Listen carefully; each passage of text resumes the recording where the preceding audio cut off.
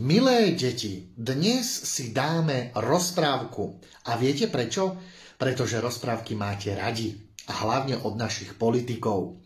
Kde bolo, tam bolo, bola raz jedna krásna rozprávková krajina menom Slovakia.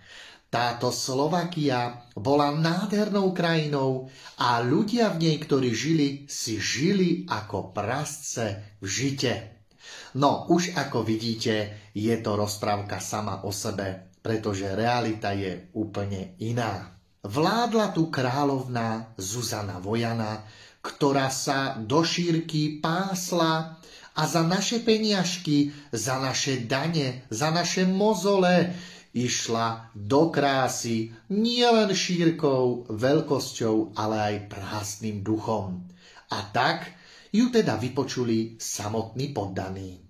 Jej novoročný príhovor začala: milé občianky, milí občania, milí Slováci, Slovenky, drahí občania, najdrahší občania. Opäť sa nadýchla. Opäť to precítila dýchavične a zabudla: najdrahšia nafta a ešte drahší benzín.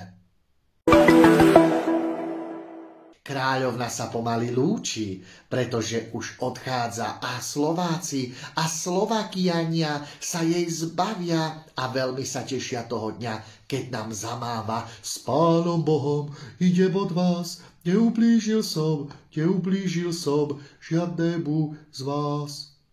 Ako by Češi povedali, co mala, to dala. No lenže nám Vojana nič nedala.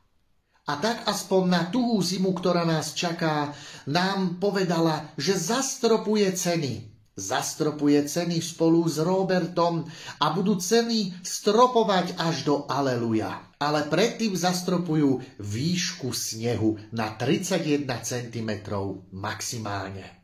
Vojana nám povedala, že na dvere paláca už klope nejaký princ Petíšek s jamkami, samozvaný Narcuška Ibaňuška, ktorý by chcel ísť vymeniť Vojanu. Lenže Vojana hovorí, že nebude to také ľahké, drahá, pretože na dvere klope aj Sorošoviec.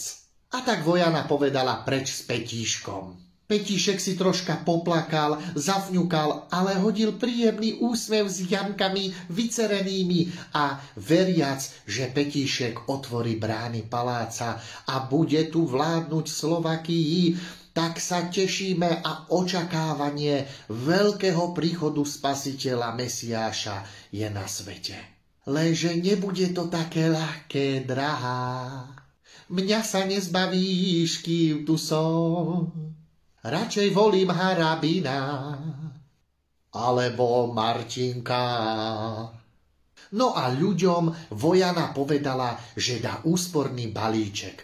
Úsporný balíček znie: nejedzte, nepite, teplo sa obliekajte a zimu prežijete.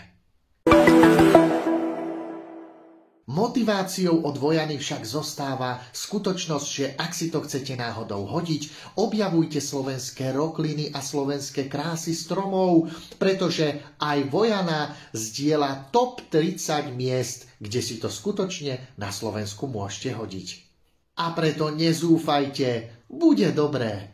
No a tak zazvonil zvonec a tej rozprávky bol, milé deti, koniec.